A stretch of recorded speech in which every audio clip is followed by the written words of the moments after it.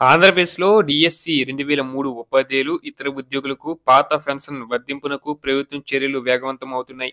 శాసనమండలి విప్ కంచర్ల శ్రీకాంత్ ఆదివారం జరిగిన సమావేశంలో మాట్లాడుతూ, కేంద్ర ప్రభుత్వం 2020లో జారీ చేసిన మెమో 57 ప్రకారం అర్హులైన ఉపాధ్యాయులు, ఉద్యోగులకు పాత పెన్షన్ వర్తింపుపై ప్రభుత్వం పూర్తి స్థాయిలో కృషి చేస్తుందని ప్రకటించారు. ఇక డీఎస్సీ 2003 ఉపాధ్యాయుల సంఘం రాష్ట్ర అధ్యక్షుడు మోపిదేవి శివశంకర్రావు ఆధ్వర్యంలో నిర్వహించిన ఈ సమావేశంలో పలువురు ప్రముఖ నేతలు, ఉద్యోగ సంఘాల ప్రతినిధులు పాల్గొన్నాయి.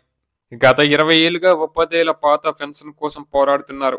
ఈ సమస్యను తక్షణమే పరిష్కరించేందుకు ముఖ్యమంత్రి చంద్రబాబు నాయుడు గారి నేతృత్వంలో చర్యలు వేగవంతం అవుతున్నాయి. ఇక కంచర్ల శ్రీకాంత్ మాట్లాడుతూ, గత 20 ఏళ్లుగా ఉపాధ్యాయులు పాత పెన్షన్ కోసం పోరాడుతున్నారని, ఈ సమస్యను తక్షణమే పరిష్కరించేందుకు ముఖ్యమంత్రి చంద్రబాబు నాయుడు గారి నేతృత్వంలో చర్యలు వేగవంతమవుతున్నాయని అన్నారు. గత ప్రభుత్వం ఆలస్యం చేసినప్పటికీ కొత్త ప్రభుత్వం దీన్ని త్వరలోనే అమలు చేస్తుందని హామీ ఇస్తున్నారు అని అన్నారు.